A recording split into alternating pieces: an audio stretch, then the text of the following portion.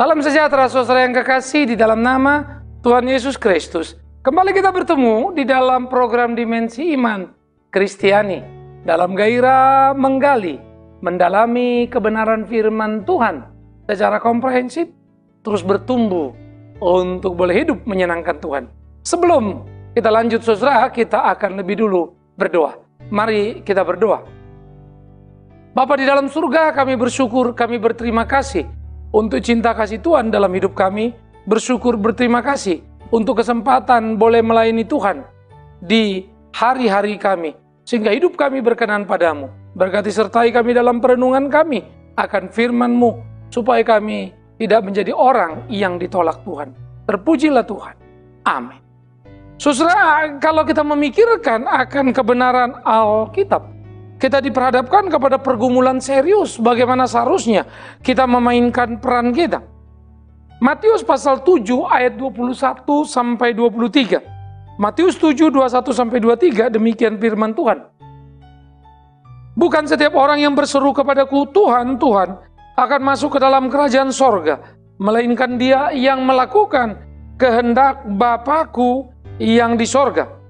Pada hari terakhir banyak orang akan berseru kepadaku, Tuhan, Tuhan, bukankah kami bernubuat demi nama-Mu dan mengusir setan demi nama-Mu dan mengajarkan banyak mukjizat demi nama-Mu juga? Pada waktu itulah aku akan berterus terang kepada mereka dan berkata, aku tidak pernah mengenal kamu, hanyalah daripadaku kamu sekalian pembuat kejahatan. Saudara, kalau kita memikirkan bagian ini, menjadi sangat menarik dan peringatan keras buat tiap orang Kristen di mana saja, bahwa tidak setiap orang berkata Tuhan, Tuhan, Yesus, Yesus akan masuk ke dalam kerajaan sorga, melainkan mereka yang melakukan kehendak Bapa. Pertama kita mesti perlu dulu mendetek mengapa seperti itu. Jikalau orang berkata Tuhan, Tuhan atau Yesus, Yesus, tentu mereka sedang berteriak dalam nama Yesus, bukan? Nah, jadi kita menemukan dua kategori. Orang yang menyebut nama Yesus, yang memang sejati murid Yesus, yang menyebut nama Yesus, merasa kenal Yesus tapi Yesus tidak mengenalnya. Ini perlu. Kita sudah pernah mendengar bagian itu di mimbar ini. Bagaimana dalam mimbar Dimensi Iman Kristiani ini kita belajar bahwa ada orang pilihan dan bukan orang pilihan. Banyak orang ke gereja, sedikit yang ke surga. Semua orang Kristen, tidak tentu semua orang beriman sungguh. Harus dimengerti. Siapa bangsa pilihan? Yahudi. Siapa yang menyalibkan Yesus? Yahudi. Harus dimengerti. Nah, jadi di sini perlu memahami quality yang sejati sesuai pesan Alkitab tadi. Karena itu tidak setiap orang menyebut namaku Tuhan, Tuhan, entah pun itu sekaligus pendeta. Tidak. Jadi kita mesti memahami ada dua nilai tadi. Sama-sama berteriak tentang Tuhan, tetapi satu diperkenan, satu tidak diperkenan. Jadi perlu hati-hati. Kita seringkali kegeeran, merasa kenal Tuhan, kegeeran berdoa didengar Tuhan. Saya pikir perlu sebuah keseriusan, supaya jangan menjadikan itu hanya semacam alat pelengkap untuk gengsi kita. Oh, dia orang beriman, oh dia orang yang berdoa. Awas. Itu bukan sekedar sebuah kegiatan, tetapi bagaimana kualitas itu nampak dalam kehidupan. Itu yang menjadi pergumulan yang aktual yang harus diwujudkan. Jadi kalau dikatakan bukan setiap orang berseru padaku Tuhan, Tuhan masuk surga, melainkan dia yang melakukan kehendak Bapa-Ku yang di surga. Maka jelaslah di dalam hidup Kristen, melakukan kehendak Bapa ini yang pertama. Apa yang dikehendaki oleh Bapa? Melakukan kehendak Bapa. Apa yang mesti dilakukan dalam hidup ini? Jelas sekali. Pertama, Yesus merumuskan seluruh Alkitab dalam pengertian dan perkataan yang dengan mudah untuk kita ingat dan tidak boleh ada alasan lupa. Apa? Kasihilah Tuhan Allahmu dengan segenap hatimu, jiwamu, dan dengan segenap akal budimu dan kekuatanmu. Dan yang kedua, kasihilah sesamamu manusia seperti dirimu sendiri. Jelas bukan? Nah, kalau begitu jelasnya, bagaimana mungkin kita lari dalam hidup ini sehingga kita tidak melayani dia dengan sungguh? Bagaimana mungkin kita menghindari untuk tidak mengasihi Allah? Mengasihi Allah dengan hatimu, jiwamu, artinya seluruh hati jiwamu terikat pada Dia, bukan? Tapi juga dengan segenap akal budimu. Karena itu menjadi amat sangat aneh, luar biasa. Dan menjadi juga amat sangat jahat kalau berkata jangan pakai otakmu, pakai imanmu. Loh, Tuhan suruh kita mengasihi Dia dengan segenap akal budi, tapi jangan dipakai. Tidakkah itu jahat, saudara-saudaraku? Melawan perintah Tuhan. Padahal Tuhan yang suruh kok. Otak manusia ini rusak, jahat kalau tidak beriman kepada Kristus Tuhan. Tetapi orang beriman, otaknya itu akan diperbaiki sehingga seluruh pemikirannya, kecerdasannya dikembalikan kepada Tuhan. Kasih Dia dengan segenap akal budi, dengan segenap kekuatan jiwamu, hatimu. All your being, hakikat hidup manusia. Wah, luar biasa ya. Begitulah kita mengasihi Tuhan. Dan aspek yang kedua, kasihilah sesamamu manusia seperti dirimu sendiri. Engkau mengurus dirimu, urus juga orang lain. Engkau mencari makan untuk dirimu, beri juga makan orang lain. Simpel kan ya? Karena itu membingungkan kalau orang Kristen selalu terus memperkaya dirinya, abai membagikan hidupnya. Camkan.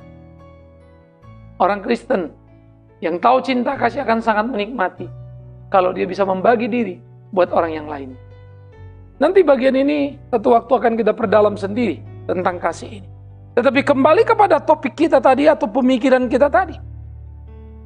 Tidak setiap orang menyebut namaku Tuhan, Tuhan yang masuk ke dalam surga, melainkan mereka yang melakukan kehendak Bapakku. Itulah detailnya nanti satu waktu kita bicarakan. Saya sudah memberikan outline-nya. Mengasihi Allah, melakukan kehendaknya. Melakukan kehendaknya, mengasihi Dia dan sesama. Dengan ukuran yang sudah ditetapkan, yang sudah diajarkan oleh Yesus Kristus. Jadi kita nggak bisa lari. Jadi melakukan kehendak Allah itu begitu. Bukan sekedar pergi ke gereja dan beribadah. Bukan sekedar mempunyai jam doa. Bukan sekedar seperti saya pergi berkhotbah ke sana dan kemari. KKR ini dan itu, penyembuhan ini dan itu. No. Tuhan nggak tertarik itu. Buat apa kita berkhotbah? Buat apa pendeta Bigman Sirait berkhotbah? Tapi tidak menjalankannya. Tidak mewujudkannya. Kenapa kita membangun sekolah di desa?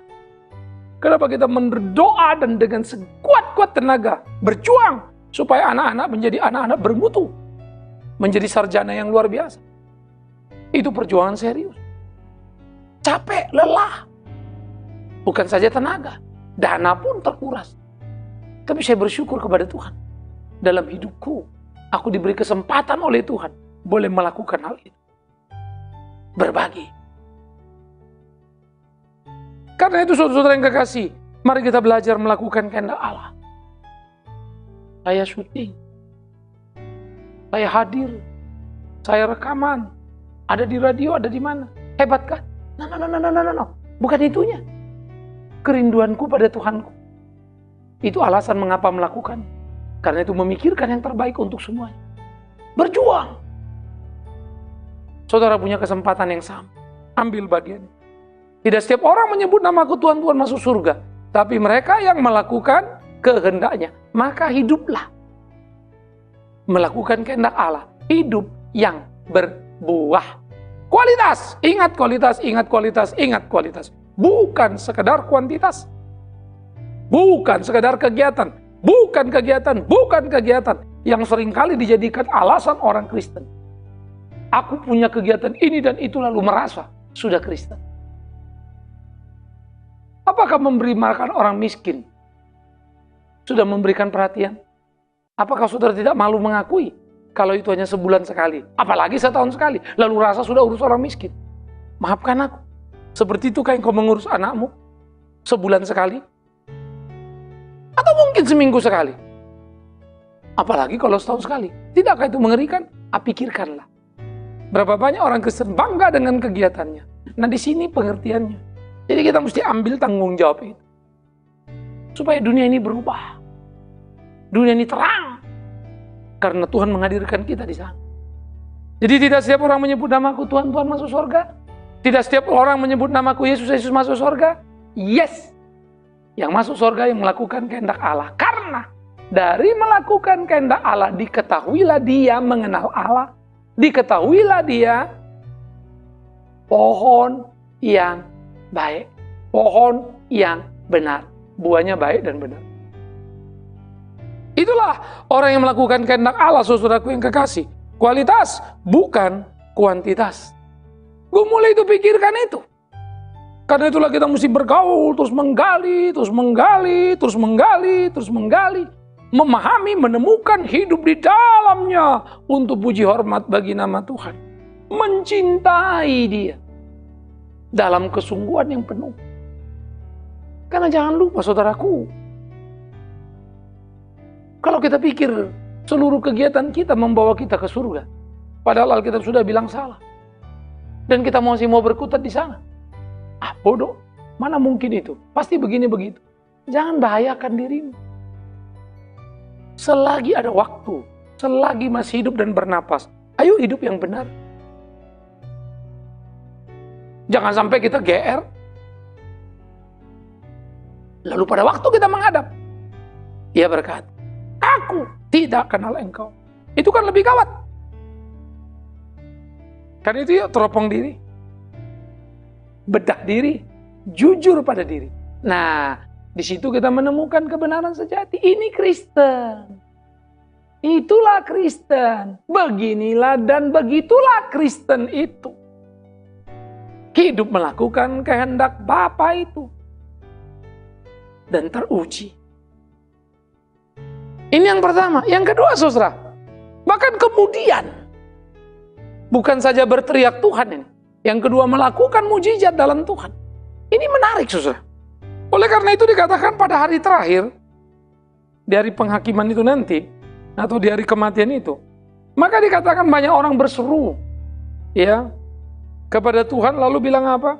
Tuhan, kami bernubuat demi namamu. Bernubuat itu berkhotbah. Mengatakan kebenaran.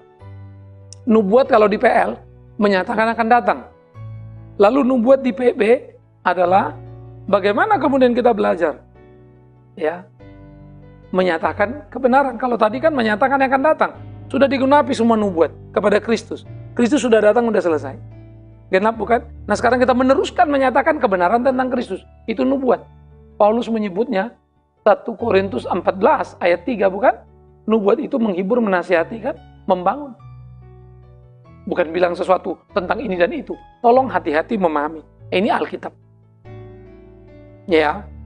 Nah oleh karena itu kembali, bagaimana kita melihat apa yang dikatakan Alkitab tadi?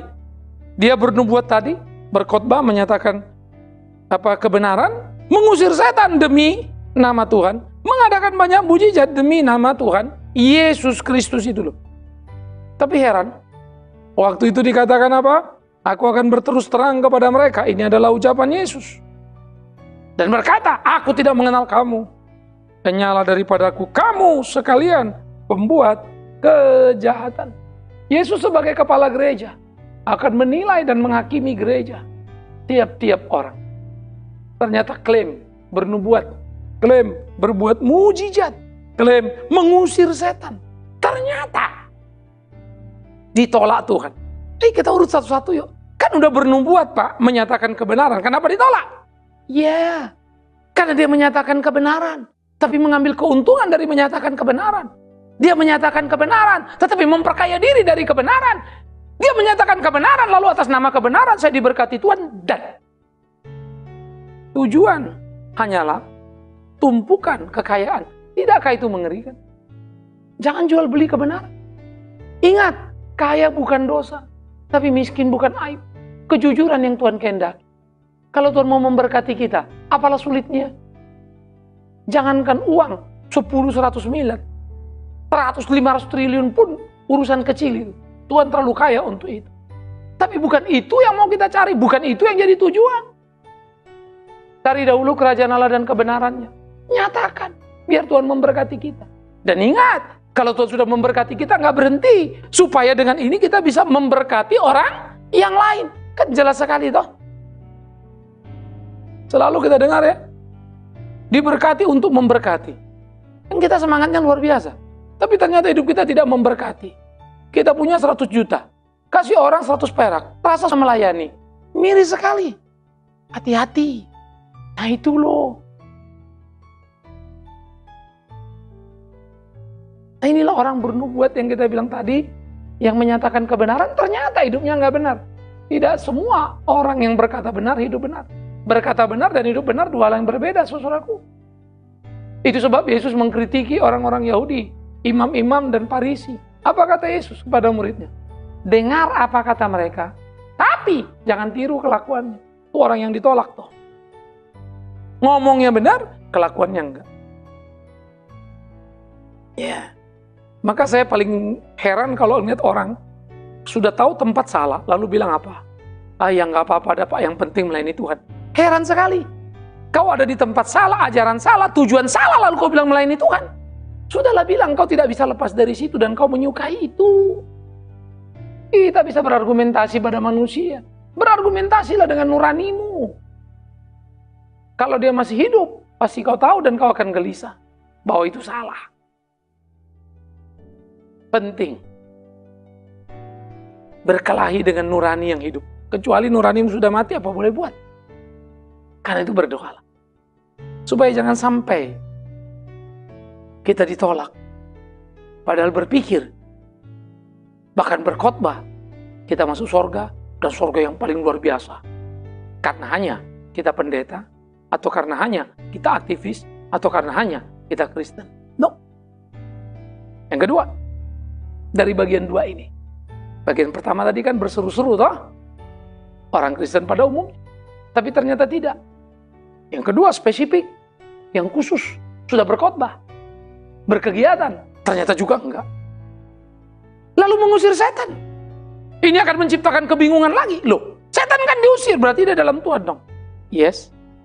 Lalu kenapa Tuhan tolak dia? Kan nggak mungkin dong. Saudara, kau bisa memakai nama Tuhan Yesus menolak setan? Bisa. Tapi kau sendiri kesetanan? Iya. Karena hidupmu hanya untuk dirimu. Tuhan membiarkan engkau bermain-main dengan itu. Itu yang paling menakutkan. Dan setan punya sejuta cara. Dia bisa bersandiwara kalah, padahal engkau sudah digenggamnya. Itu yang disebut Paulus, hati-hati terhadap tipu muslihat. Siasat si setan. Sepertinya kita menang besar, padahal saat bersamaan kita kalah besar. Kalau saya melayani, dan saya dipuji, saya nggak minta loh. Bagus dong. Tapi tahukah engkau, ketika aku menikmati itu, aku nggak minta. Tapi dalam hati aku sudah bangga. Setan sudah mengintip. Ku nikmati, aku sudah disetani. Dan itu terjadi tiap hari. Jangan pikir saya tidak bergumul. Karena itu aku suka menceritakan kebenaran dan belajar kebenaran dan hidup benar. Sekalipun tidak sederhana. Jatuh bangun. Salah. Iya. Dan aku tahu itu salah. Belajar untuk berhenti. Belajar untuk melakoni. Tapi tiap kali saya menjalankan hal, lalu tergelincir bikin salah misalnya, langsung aku tahu. Ih, bahaya juga ya.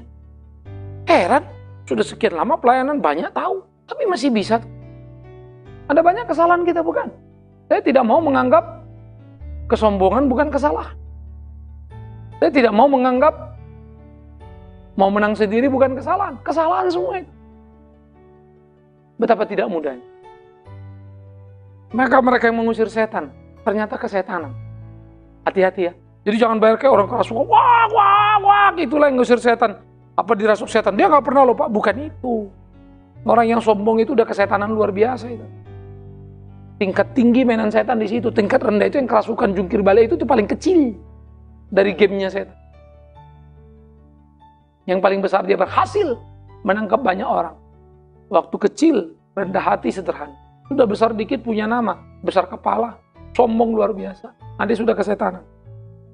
Hati-hati jangan di situ. Engkau melayani lalu rasa paling benar. Hati-hati, kau sudah mulai kesetanan. Layani dia, karena sudah semestinya. Itu sebab saya suka Alkitab. Ketika Yesus bicara, kamu ini hamba. Dan kamu juga harus berkata, kami ini hanya hamba yang tidak berguna. Betul itu. Lakukan apa yang harus kita lakukan. Banyak orang tidak mau disebut hamba. Tapi sahabat Kristus, oh luar biasa ya. Padahal Yesus menyebut kita hamba. Lukas 17. Entahlah apa yang ada di benak banyak orang. Tapi ini pergumulan serius yang perlu dipikirkan. Dan yang ketiga dari bagian tadi 2 itu apa? Dan kami juga mengadakan banyak mujizat. Bernubuat. Ngusir setan. Bikin mujizat. Aduh. Mungkin di dalam rentetan mujizat itu ada yang sakit sembuh. Mau hujan gak jadi hujan. Badai goncang lalu tenang. Spektakuler. Luar biasa. Maka pasti kita akan berkata orang itu dipakai Tuhan. Tapi heran. Dia ditolak Tuhan. Bagaimana ini ceritanya? Dia memang memakai nama Tuhan. Dan Tuhan biarkan. Tapi dia mengambil keuntungan dari semuanya. Disitulah murka Tuhan jadinya. Di waktu lampau Yesus dan para rasul pelayanan luar biasa. Orang sakit disembuhkan. Jangan bicara itu. Yang mati dibangkitkan pun ada. Tetapi tak satu pun dari rasul itu menjadi kaya raya. Karena apa mereka kerjakan. Pikirkan ini. Ingat ya. Kaya bukan dosa. Tapi miskin bukan aib. Saya pikir ini penting untuk dipikirkan baik-baik. Kalau Allah memberikan kita berkat, puji Tuhan. Tapi kita bukan mau mencari dan mengejar itu. Carilah dahulu kerajaan Allah dan kebenarannya. Semua ditambahkan. Jadi jangan salah. Saya bukan orang miskin karena saya punya rumah. Saya bukan orang miskin karena saya punya mobil. Tapi kalau saya ingin lebih, sebetulnya sederhana. Lepas saja pelayanan yang menguras juga dompet saya. Kan gampang tah. Tinggal merubah kegiatan, sudah uang tidak keluar bertahan. Lalu memindahkan waktu yang mengurus pelayanan yang keluar uang ini menjadi yang menghasilkan uang. Bayangkan itu. Sudah nggak keluar, tetap saja sudah tambah uang. Apalagi cari tambah lagi ya, berapa kali lipat itu. Tapi itu bukan hidupku dan bukan tujuanku. Aku melayani dia. Dan apa yang kulakukan pun, aku masih malu. Karena Tuhan selalu masih cukupkan. Tercengang-cengang kalau memikirkan itu. Tuhan, bisa ya? Ini dapat dari mana ya? Kok gini ya? Bagiku kalau ada surprise, mendapatkan sesuatu nilai yang luar biasa. Orang berbahagia. Atau bisa melewati hidup ini. Oh God, thanks. Seringkali kita, atau saya pribadi dalam posisi-posisi yang tidak gampang. Waduh ini perlu anak-anak mesti gini-gini. Tahu-tahu lewat loh. Padahal kalau saya punya semua kan gak perlu tegang loh. Tapi ternyata, pernah tegang lalu lolos itu menyenangkan sekali. Pergumulan itu bukan malapetaka. Sendi beriman, saudara-saudara. Oleh karena itulah mereka-mereka yang hidup dalam kebenaran, yang melakukan apa yang menjadi kehendak Tuhan, mereka akan dicintai Tuhan, mereka akan dituntun Tuhan, mereka akan dibimbing Tuhan. Sadarilah itu, pikirkanlah itu. Jalanilah hari-harimu, bagaimana engkau bergumul mengerti kehendak Tuhanmu. Jadi, ingat, orang yang bernubuat demi nama Tuhan, berkhotbah luar biasa, KKR hebat. Ingat, orang yang mengusir setan, fenomena yang hebat, luar biasa. Yang kerasukan setannya mabur, ternyata kesetanan. Dan orang yang bikin mujizat, semua orang berbondong-bondong datang kepadanya. Dan mendapatkan mujizat itu, ternyata ditolak Tuhan. 10 orang kusta, jangan lupa, ini penerima mujizat. 10-10-nya sembuh. Cuma 1 yang kembali dan memuliakan Tuhan. Hanya ini yang beriman. Pergilah nak, imanmu menyelamatkan engkau. Yang lain itu, 9 tak beriman, bukan saja tak beriman. Tak tahu bersyukur untuk anugerah Tuhan. Mungkin engkau bilang, aku bersyukur loh Pak, aku bersaksi loh. Tanyalah dirimu, tanyalah hatimu, itu yang paling indah. Kalau saudara cerita pada saya, bagus, itu informasi bagiku. Tapi ada yang lebih penting yang harus kusampaikan. Dengan hatimu, dengan nuranimu, supaya dia tetap menyala. Saya pendeta, tak mungkin menyelamatkan saudara. Bahkan jemaatku, bahkan istriku dan anakku, semua punya urusan iman pribadi dengan Tuhan. Dan harus bertanggung jawab. Karena itu jalanilah hari-hari kita. Lakonilah hidup kita. Hidup tak sederhana, tak mudah. Badai datang silih berganti, menghantam kita, tapi itulah perkelahian dalam kehidupan ini. Berdoalah. Saudara-saudaraku yang dikasihi oleh Tuhan Yesus Kristus. Oleh karena itulah ketika Tuhan menolak mereka dan berkata, "Hanyalah daripadaku." Lalu dia mengatakan, "Kamu sekalian pembuat kejahatan." Lu kok bisa? Jemaat bilang dia baik loh. Apa-apa, jemaat bilang dia luar biasa, jemaat bilang dia nolong. Lah kalau Tuhan bilang celaka, kalau Tuhan bilang pembuat kejahatan, cuma satu logikanya. Sebagai jemaat kita sudah tertipu, itu saja kok. Kau pikir dia baik, padahal tidak, karena Tuhan meneropong jauh ke dalam batinnya. Kau bilang dia baik karena kau ketemu 1-2 kali. Emangnya hidup satu rumah, istrinya, anaknya jauh lebih tahu siapa dia. Maka kalau seorang pria digugat istrinya dan tidak mau bersama dan minta diceraikan, pasti ada something yang gawat di sana, bukan? Kalau rasa tidak tenang, tidak nyaman, ada sesuatu yang salah. Kalau di dalam rumah, kehadiran kita seakan tidak bermakna, pasti ada yang salah. Mari kita periksa diri kita. Jangan buru-buru menyalahkan sekitar kita. Kalau kita baik, kita benar, pasti banyak kawan kita. Jangan takut. Jangan marah ketika orang tidak peduli kita mengalami kesulitan. Tapi kita tidak pernah marah kepada diri. Kenapa orang tidak peduli? Kan orang tidak suka pada kita. Kenapa tidak suka? Kelakuan kita juga ternyata. Kan begitu saudaraku. Kita pembuat kejahatan. Padahal kita hidup dalam pelayanan itu kan. Itulah hati-hatinya. Disitulah pentingnya. Andai kata kita punya kerendahan hati yang cukup, maka selamatlah hidup kita. Karena kita akan punya kepekaan untuk mengukur diri kita. Oleh karena itu, pikirkanlah bagaimana seharusnya hidup ini. Bukan karena kau berteriak Tuhan, Tuhan semua jadi indah. Tidak. Bukan juga karena kau bikin mujizat jadi luar biasa. Tidak. Bukan juga karena kau bernubuat jadi hebat. Tidak. Bukan juga karena kau mengusir setan, maka engkau orang beriman. Tidak. Engkau bisa ditolak Tuhan.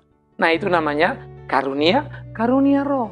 Roh memberikan tapi dicurinya menjadi hak miliknya. Roh memberikan diakunya sehingga kemudian dianya yang besar dan bukan roh yang memberikan itu. Nah itulah orang yang ditolak Tuhan. Tetapi orang yang berbuah roh tidak ditolak Tuhan. Karena itu jangan bodoh dan jangan celaka. Kau mengejar karunia roh tapi bukan buah roh. Kejarlah kasih buah roh. Usahakan dirimu mendapat karunia. Kalau Tuhan kasih syukur, enggak, sudah. Itu melengkapi pelayanan. Awas, jangan sampai ditolak Tuhan. Amin. Kita berdoa susah. Tuhan kami bersyukur, buat kami peka dalam hidup ini, supaya tidak terjebak dalam jerat siasat si jahat itu. Supaya kami peka mengikut-Mu, mendengar nurani yang murni itu. Demi Yesus Kristus Tuhan, yang sudah memperbarui hidup kami berdoa. Amin. Terima kasih saudara, sampai ketemu kembali di dalam program Dimensi Iman Kristiani berikutnya. Terus maju dalam beriman, awas jangan sampai tertolak. Shalom.